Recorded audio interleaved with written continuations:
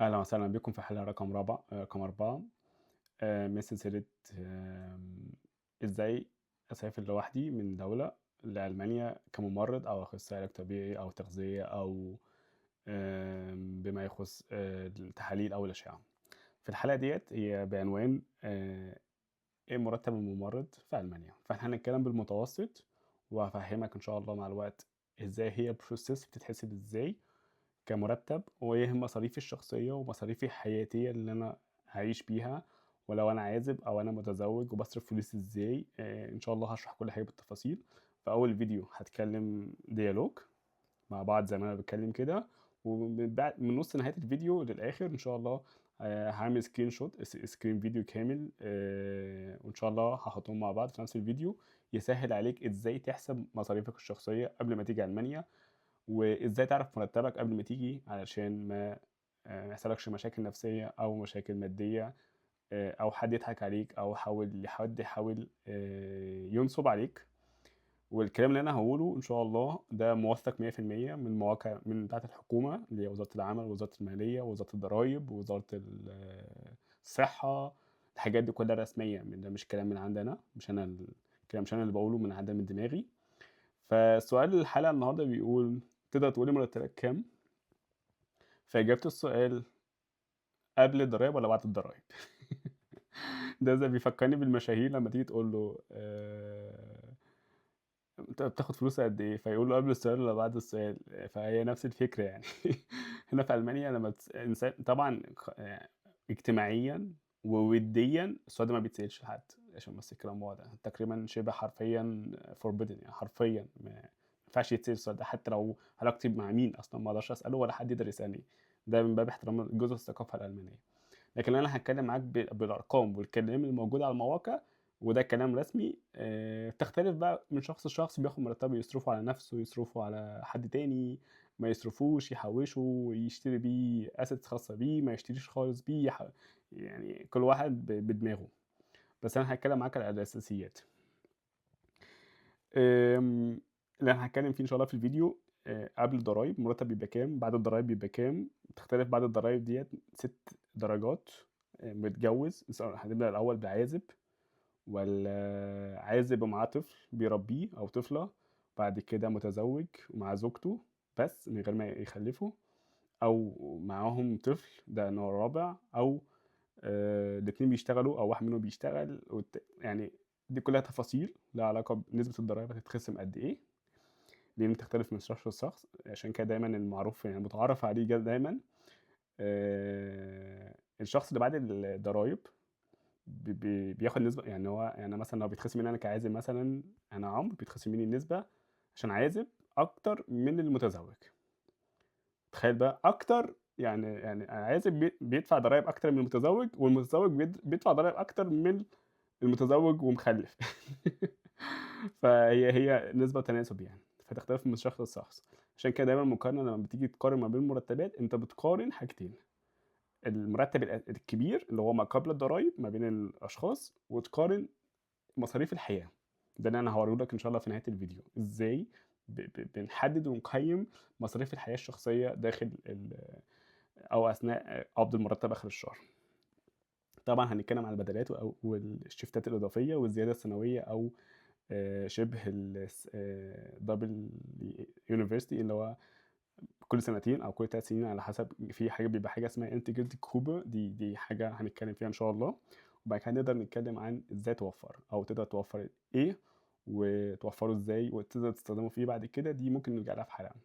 طبعًا عشان برضه ما أختصر الكلام في أنواع الضرايب اللي بتدّفع والتأمينات والحاجات ديّة، هتبقى إن شاء الله في حلقة رقم 9. لو أنت ليك إن شاء الله وليّا عُمر بإذن الله أصوّرها وتنزل إن شاء الله في ميعادها، تقدر تتابعها إن شاء الله في الحلقة رقم 9 هتنزل بعد تقريبًا حوالي أسبوعين.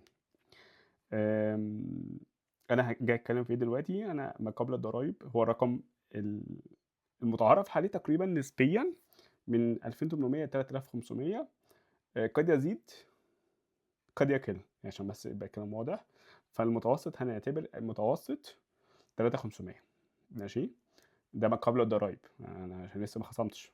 ده ما قبل الضرايب، فبيبقى قُل 3 عشان بس قُل 3 ما قبل الضرايب هيزيد أو يقل على حسب بقى التخصص بتشتغل فين، نسبة أنت متجوز ولا مش متجوز، مخلف ولا مش مخلف، ومخلف كام عيل. دي بتفرق جدا، كل ما زادت عدد الخلفة كل ما قلت الضرايب. فدي حاجات مهمة جدا على حسب انت عايش في ولاية ايه، لان كل ولاية بيبقى لها ضرايب مختلفة عن ولايات تانية. الخبرة ونوع المستشفى، لان كل مستشفى بيبقى لها عقد مختلف، مش كل المستشفيات زي بعضها. المستشفيات الجامعة مختلفة عن المستشفيات الصغيرة، مختلفة عن الجي ام بي هاد، نوع من انواع الشركات او نوع من انواع المؤسسات. تختلف كمان انا مؤهلي ايه، فده كلها بيتوقف على المرتب الاساسي. نقطة تانية بعد الضرايب طبعا بيتخصم منها التأمينات دي كلها، هتكلم في تفاصيل ان شاء الله ايه انواع التأمينات وليه بتتخصم النسبة دي كلها، وليه النسبة كبيرة قوي كده، وايه فايدتها، حاجة ان شاء الله هنتكلم فيها في حلقة رقم 9 لو انت ان شاء الله متابعنا ومتابع اول باول. وايه فايدتها في الحياة الاجتماعية واهميتها. فانا كعازب بدفع ضرايب اكتر من المتزوج، والمتزوج بيدفع ضرايب اكتر من المخلف عيل، واللي مخلف عيل بيدفع ضرايب اكتر من المخلف عيلين، فهكذا. طبعا لو الاثنين شغالين بيدفعوا ضرايب اكتر من اي حد. اكتر مني انا. فده الطبيعي يعني. لو الاثنين هما الاثنين شغالين مع بعض. بعد كده في بقى طبعا البدلات. يعني ايه البدلات؟ اللي هو بنسميها عندنا لو انا اشتغلت سهر، لو انا اشتغلت يوم اجازه رسمي في المانيا، لو انا اشتغلت، لو هم اتصلوا عليا طلبوني مثلا قبل خلال 24 ساعه قبل بدايه الشيفت، دي بيدفع لها فلوس طبقا للائحه الداخليه للمؤسسه. يعني في مؤسسات تقول لك هدفع لك، وفي مؤسسات تقول لك لا. يعني ده بالتعارف، ده المتعارف عليه في العقد اللي انت ماضي عليه. ويك اندز، الويك اندز مختلفه طبعا، يوم السبت غير يوم الاحد غير يوم الجمعه، فبتبقى في ايام مختلفه خالص. طبعا انواع الشيفتات في المانيا منها الصبح، منها نبطشي اللي هو مسائي، وفي طبعا السهر خالص اللي هو اخر الليل يعني لحد تاني يوم الصبح. فانت بيبقى كل حاجه لها تحدياتها ولها ظروفها ولها انا عمرو مظبط نفسي ان انا ما اسهرش اكتر من 3 4 ايام في الشهر. يعني 3 ايام دول بالنسبه لي حلوين قوي كده، من باب ان انا لما بتشتغل نبطشيتين 3 مختلفتين في الشهر، انت بتاخد حوالي 120 يورو مثلا، او لسه ما اتخصمش منهم الضرايب. 120 يورو لو اتخصم منهم الضرايب فهيوصلوا لي 20 يورو.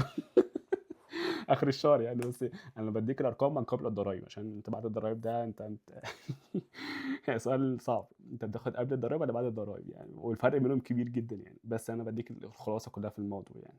فانت بتدور على الجزء اللي هو شيفتات. انا هشتغل، انا ليه اعرف ناس شغالين بالليل بس. بالليل انا واحد ناس في التيم عندي بيشتغلوا بالليل بس. طبعا جسديا مرهقه جدا، بس دي دماغه، انا ما اقدرش اتكلم. او بالمصري ده العادي بتاعه، هو ماضي على كده، هو عايز كده، فهو ماضي خلاص، انا بلتزم العقد اللي قدامي. في حد تاني انا ما بشتغلش بالليل خالص، عندي ناس في التيم ما بتشتغلش بالليل، فلما باجي احط لهم الجدول النبطشيه بتاعهم، انا عندي كل موظف اسمه الشخصي كامل، رقم تليفونه الشخصي، ورقم تليفونه اللي انا اقدر اكلمه عليه مع الوقت، ايميله عشان الايميلات دي مهمه، وامنياته في كل نبطشيه بيحب يشتغل اي نبطشيه بالظبط عشان اعتبرها لما اجي احط الجدول العمل بتاعه. فدي حاجه مقدسه جدا، ما اقدرش. طبعا انا مش شرط اتبعها 100%، بس بقدر الامكان احاول ان انا اسعى لارضاء الموظف بتاعي اللي هو في الفريق بتاعي بقدر الامكان. طبعا مش لازم اعمل كل حاجه 100%، بس اقل شيء ما يزعلش.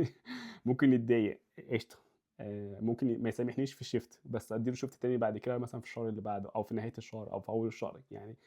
يعني اللي هو ايه، تخليه وتحليه، او صد رد، او خد وهات، حاجات زي كده، اللي هو بديله حاجه وانا اخد حاجه، عشان برضو ما اظلمش نفسي ولا اظلم نفسه ولا اظلمه هو كمان.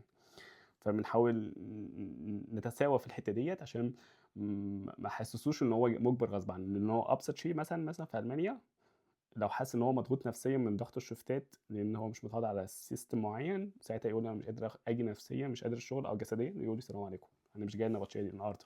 فانا كمدير في التخصص ده ان انا لازم ادور على حد تاني.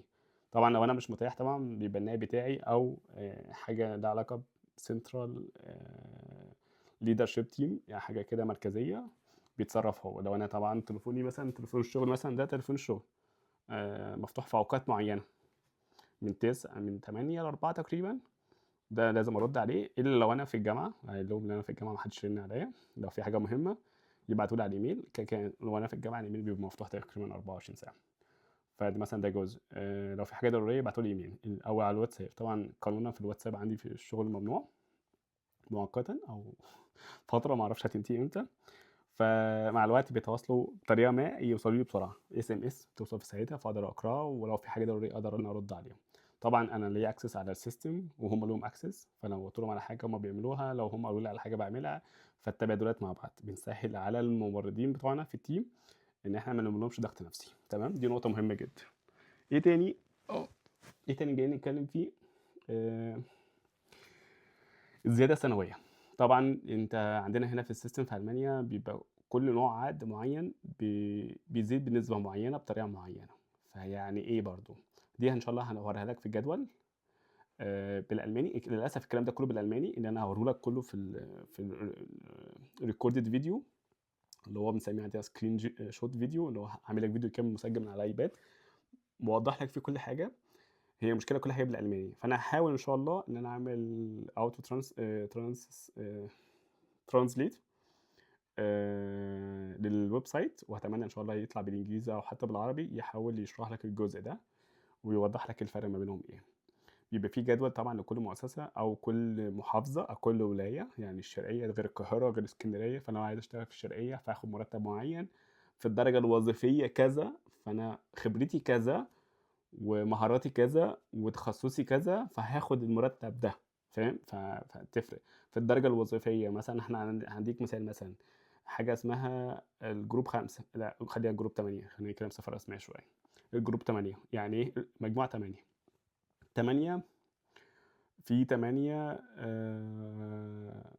8 1 لأ 2 و3 و4 و5. يعني إيه؟ 8 لو أنا معايا سنتين خبرة، مستوى ال8 ده اللي هو أنا قيمتي العلمية وقيمتي العملية والخبرة بتاعتي هتاخد مثلًا 8. ده خلاص. أنا معايا كام سنة بقى خبرة؟ يعني ده جزء من تخصصي. معايا كام سنة خبرة؟ فمعايا مثلًا سنتين خبرة، فهاخد جروب 8 2 مثلًا. فأنا هاحاول أشرح إن شاء الله الجدول ده واحدة واحدة في الscreen recorded video إن شاء الله. فالزيادات ديّة بيزيد كل سنتين، كل 3 مكتوبة في الجدول، فأنت نوع الجدول ده بيبقى already مكتوب في عقد العمل اللي أنت ماضي عليه أنت والمؤسسة اللي أنت شغال فيها. فطبعًا بيختلف النسبة، بتختلف الرقم، بتختلف المسؤولية، لإن كل حاجة بتبقى لها مسؤوليتها. فمع الوقت أنت بتزوّد أنت معرفتك في إن أنا لو مش عارف، ودي حاجة مهمة جدًا. ما تمضيش على حاجة مش عارفها عشان أنت مش عارف، من حقك تاخد الورق تاخده معاك البيت وتراجعه كويس جدًا، وتروح لنفس المؤسسة بعدها بيوم 3 أو 2، 3، 4 أيام، أسبوع، تراجع الورق كويس وتمضي عليه وتبعته لهم بالبوسطة أو تروح لهم بنفسك أيًا كان. لإن أنت مش مُجبر إنك تمضي على حاجة مش فاهمها، عشان بس الكلام واضح. هتقدر توفّر. في ناس بتوفّر وفي ناس ما بتوفّرش، على حسب استخدام الشخص، كل واحد مصاريفه الشخصية. في واحد مقضّيها كل وقت، كل weekend مقضّيها في مكان صارف مصاريف خرافية. وفي ناس لأ، أنا هادّخر، في ناس تقول لك أنا هاستثمر، في ناس تقول لك إن أنا عايز أتجوّز، في ناس تقول لك إن أنا هاخلّف وأربّي، في ناس تقول لك لا يا باشا أنا عايش حياتي. فتختلف من شخص لشخص. فكل واحد بيبقى عارف إن هو بيعمل إيه، فالله يعين الجميع على نَفْسه. بس اللي عايز يحوّش هيحوّش عشان بس الكلام واضح، واللي عايز يصرف هيصرف، ولو حد عايز ينبسط ب10€ هينبسط، ولو حد عايز ينبسط ب200€ هينبسط، ولو حد عايز ينبسط ب1000€ هينبسط. فهي just mindset، هي عقلية معيّنة mentality معيّنة مخلية الشخص إن هو أنا هاتبسط بالرقم ده، هو مقتنع إن هو هينبسط بالرقم ده. فأنا عمري هاقتنع أنا بفنجان قهوة مثلًا زي بتاع البُن ده، أنا فنجان قهوة زي ده مرّة في الأسبوع أنا بيخلّيني إنسان رائع جدًا نفسيًا، ودي حاجة كويسة. غيري لو شرب علبة من دي يوميًا هو مش هينبسط. أنا شاي العروسة اللي ورايا ده ده شاي بالنسبة لي مهم جدًا. أنا مرتين في الأسبوع كافيين إن أنا يخلّيني شخص مرتاح نفسيًا. جزء من حياتي من مصر باشرب شاي، مش دايمًا بس بيفكّرني بذكرياتي في مصر وكده. فدي حاجة بتخلّيني أنا الدوبامين عندي عالي شوية، بيدّيني نشوة هرمونية تخلّيني أذاكر وأركّز وأشوف حياتي. ف أهلا وسهلا بكم يا صاحبي في نهاية الفيديو ده. احنا كنا بنتكلم في المرتبات والمعاشات الشهرية لكل شخص في مجال التمريض. فأنا جاي أتكلم معاك بالأرقام بصفة رسمية. فده كلام حكومي، ده مش كلام من عندنا شخصيًا، وإنما ده كلام حكومي. يعني ده بتاع Bundesregierung، ده الفيديو ده مثلًا ده تبع الناس اللي شغالة في المجال الطبي، ده إحنا أهو، ده موجود هنا، تمام؟ ده من 4 أيام، ده بتاع موقع الحكومة نفسه، يعني ده Bundesregierung، حكومة البلد المتحدة اللي هي ألمانيا يعني. فإحنا نخش مثلًا ده، فأنا كتبت لك هنا، شوف مكتوب لك هنا جدول أهو صغير، متوسط الإيجارات. من الحاجات المهمة اللي أنت لازم تكون عارفها، متوسط إن هو 46,000 يورو في السنة، ده ما قبل الضرايب. دايمًا إحنا بنتكلم ما قبل الضرايب عشان بس يبقى الكلام واضح، عشان أقول لك دلوقتي بعد كده إزاي. فأنت بتبدأ دلوقتي مثلًا حوالي لحد تقريبًا 45,000 684 يورو في السنة، ده ما قبل الضرايب، يعني تقريبًا 3,800 يورو ما قبل الضرايب. فنسبة الضرايب بتتخصم على حسب بقى أنت في أي class، في أي تخصص، في أي صفة، في أي درجة من خصم الضرايب. عازب، غير متزوج ومعاه زوجة اللي هي شغالة أو مش شغالة، معاهم أطفال ولا مش معاهم أطفال، معاهم كام طفل، الحاجات دي كلها بتختلف. فأنت مكتوب عندنا أهو 45,684 بروتو، اللي هو ما قبل الضرايب في السنة، يعني المعدل المتوسط 3,800، يزيد أو يقل على حسب الحاجات دي كلها. فده مثلا جدول مثلا للممرضين اللي هي رقم 1 اللي هي ديت 45,789، ده المتوسطات. العلامة اللي جنب كلمة جهات ديت، علامة الفاي دي معناها متوسط، عشان بس الكلام يبقى واضح.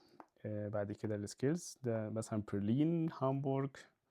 من الحاجات المهمة جدا انك لما تيجي تقارن المدن، هتقارن حاجة مهمة جدا نرجع لها، اللي انا هدفع ضرايب قد ايه، لان كل محافظة بيبقى لها سيستم خاص بيها.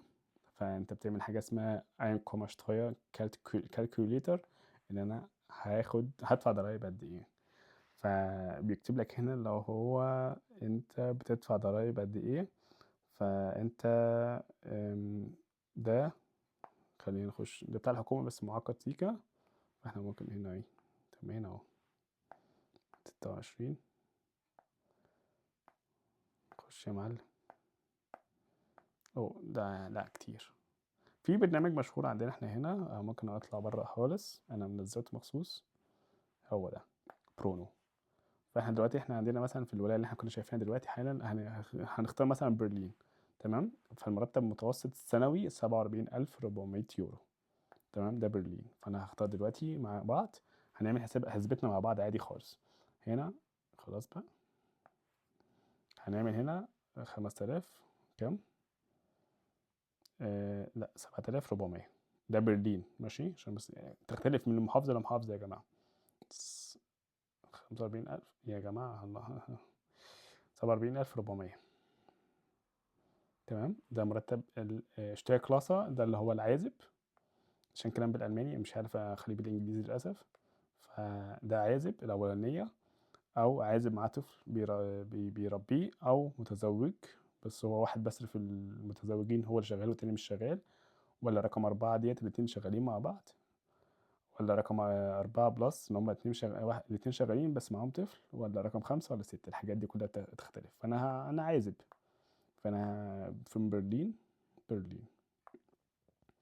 هل أنا بدفع ضرايب كنيسة؟ لأ، لأ، عشان أنا مش مسيحي الحمد لله، أنا مسلم. فبحدد هل أنا إيه نوع الشغل بتاعي، فأنا بشتغل أنجشتلتر اللي هو كموظف في قطاع خاص، ولا أتسوبي طالب، ولا بأمتر اللي هو موظف حكومي، ولا جندي، ولا حاجة لحساب شخصي. أنا لو مثلا عندي شركة خاصة بيا ولا حاجة، أنا موظف عادي خالص غلبان، فمسميها شتاندات، تمام. أي سنة 26 يا جماعة. عندي أطفال؟ لأ، ما عنديش أطفال. 2009 ما عنديش أطفال. فأنا عندي تأمين حكومي خاص ولا برايفت؟ لا، أنا قطاع خاص. التأمين بتاعي حكومي. هل أنا أكتر من 23 سنة؟ أيوه، أنا أكتر من 23 سنة. فأنا دلوقتي جاب لي في الآخر أهو، فأنا بدفع في السنة، ده المناط إيه يا جماعة؟ هتلخبطونا أهي، 5,447 في السنة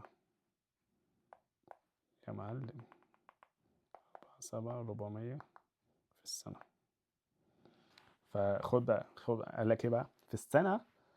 أنا هاخد 30,000 يورو، تمام. بس أنا هادفع ضرايب على مدار اللي هم 47,000 يورو كسر دول، فأنا هادفع ضرايب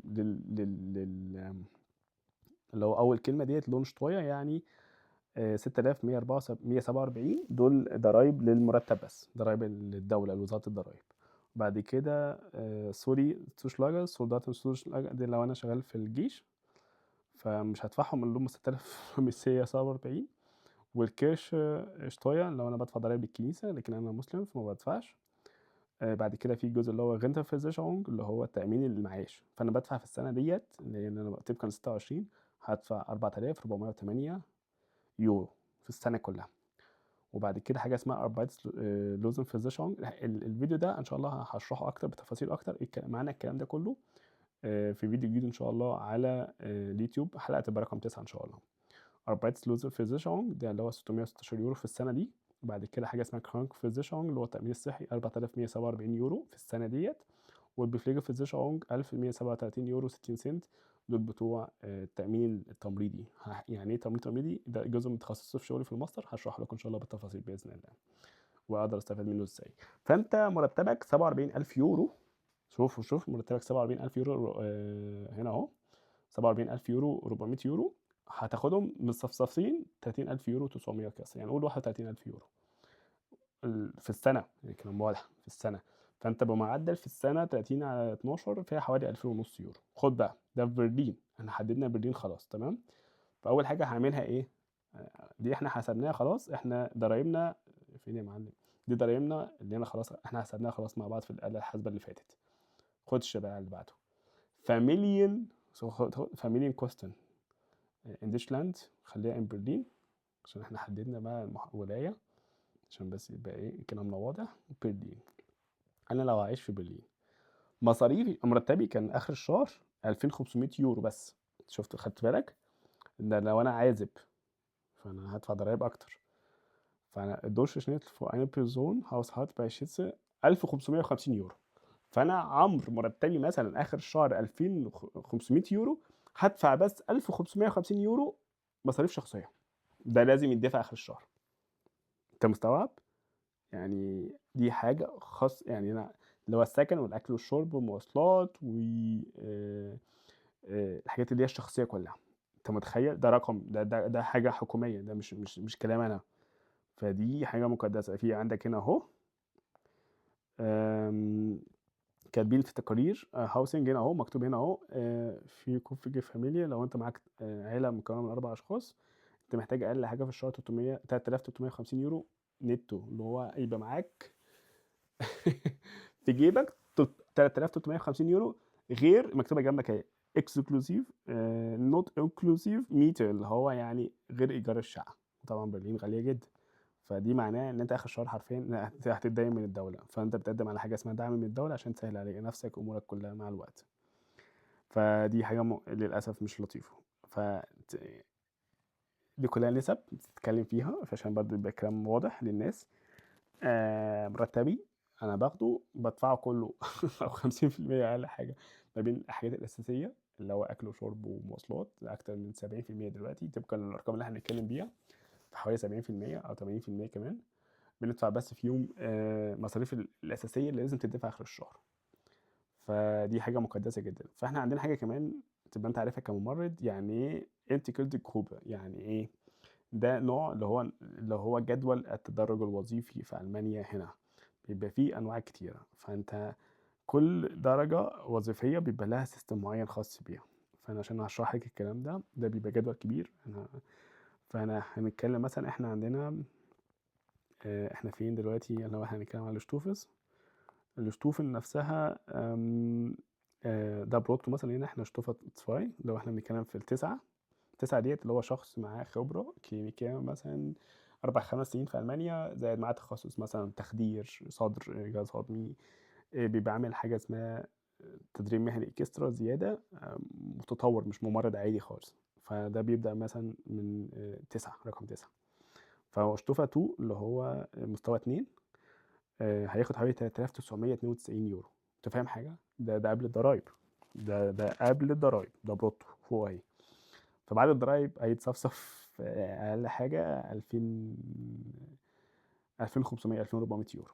فلو عايش في برلين هو هيتدين آخر الشهر، فهيكلم الدولة عشان تطلب له دعم للسكن بتاعه، ودعم للأطفال، ودعم للأكل والشرب، دعم لحاجات كتير أوي، دي بنسميها عندنا Wohngeld وArbeitslosengeld، دي بالألماني كلمة كبيرة، بس طبعًا الدولة بتدعم في حاجة زي كده، بس مع الوقت ده غير الطبيعي، ده مش يعني دي حاجة مش لطيفة إن أنا كل شوية آخد دعم، آخد دعم، آخد دعم، وأنا آخر الشهر تلاقي نفسك عليك ديون آخر الشهر، فدي حاجة تخوّف في الآخر. بس أنا باوضّح لك الرؤية كاملة أنت رايح فين وجاي منين. أنا خلّصت الفيديو، فأنت بتعرف أنا مرتبي هيبقى عامل كام، ضرايبي هادفع ضرايب قد إيه، مصاريفي أنا لو أنا كشخص أو كعيلة، وإيه هي الوظيفة بتاعتي في المستوى كام في التدرج الوظيفي، أنا فين وهاروح فين بعد كده، بعد كام سنة، بعد كام شهر، تبقى أنت عارف أنت رايح فين وجاي منين. أنا آسف إن أنا طوّلت في الفيديو، بس دي كانت معلومة لازم تعرفها مع الوقت. شكرًا ليكم، أشوفكم إن شاء الله في فيديو